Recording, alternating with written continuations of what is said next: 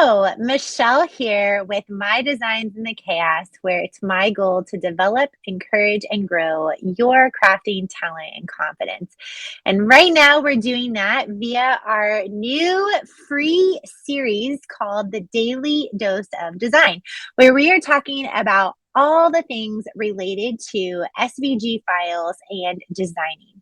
So if you're here, say hello. If you're watching on the replay, hit replay in the comments. Let me know that you are watching on the replay. And let's go ahead and dive in to day number 9 of our series. We are on episode number 9 today. Again, as always, if you have a question, make sure to send it over via email. That's where all of these answers and questions are coming from, or via email at info@mydesignsinthechaos.com. I'm going to go ahead and I'm going to put my email up here so that way we can make sure to get your question answered. So today's question comes from an email that we got that says, do I really need to include the DXF file in my bundle version of files? So this is actually coming from a designer, but this is good to know whether you're a designer or you are a hobbyist. Why is that DXF version of the file inside of almost every file that you download? So do I really need the DXF file or not? So as a user, if you're a Cricut user, the answer is no, you do not need the DXF file. That's a really quick, short answer. If you're a Cricut user, absolutely not. You don't ever need to worry about the DXF file type. If you are a Silhouette user, it depends on what version of Silhouette Studio you have. That would determine what type of file you are using.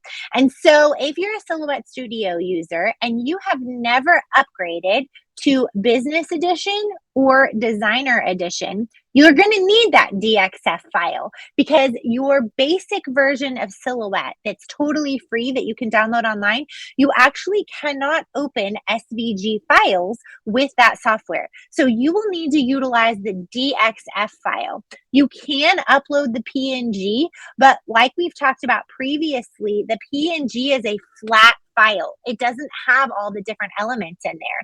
And so if you have a file that has layers and you can't upload the SVG, you need that DXF file type.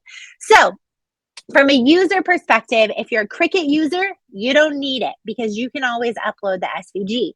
If you're a Silhouette user who uses Silhouette Studio Designer Edition or Business Edition, then you also don't need that file ever. But if you are a Silhouette user who has the basic edition of Silhouette, then you absolutely need the DXF file. And if you're a designer, it's totally up to you if you want to include it or not. If you don't include it, just know that that portion of the population that has Silhouette Studio Basic Free Edition, they will not be able to open up the SVG. They'll have to use the PNG and trace it, and it becomes a lot more complicated with that.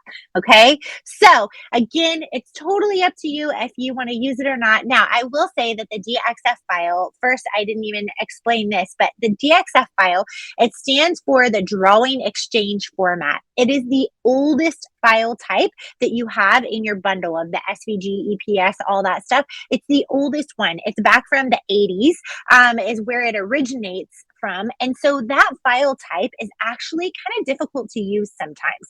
It's very wonky. It has a whole bunch of nodes to it, which are all the different points with it. So I highly, highly suggest if you can not use the DXF, don't worry about it. But as a designer, it's good to put it in there sometimes because like I said, there's a portion of the population who are using Silhouette Studio for free. Back when I first got my machine, I was part of that population and I used the DXF file type rather than the SVG before I upgraded. Okay, so short and sweet today, all about DXF files, when you need them, why you need them, and if you have to put them in your file types or not. So again, Totally up to you, personal preference. If you're a Cricut user, don't worry about it. If you're a Silhouette user, and you only have the free version, that's when you need that. And Wendy says that she deletes them. Absolutely. You don't necessarily need the DXF file if you're a Cricut user or you're a Silhouette user that has one of the paid versions of the program. There's no need for them. And as a designer, though, it's up to you if you want to offer it or not. But just know that they are a little bit more cumbersome to use. They're really, really old file type. They've been around since the 80s. Again, they stand for the Draw and Exchange format, and that's kind of the lowdown on DXF files. If you have a question about SVG files or designing SVG files, make sure to send it over via email, info@mydesignsandthechaos.com. And then I will see you guys back here tomorrow for episode number 10. I'll talk to you soon. Bye.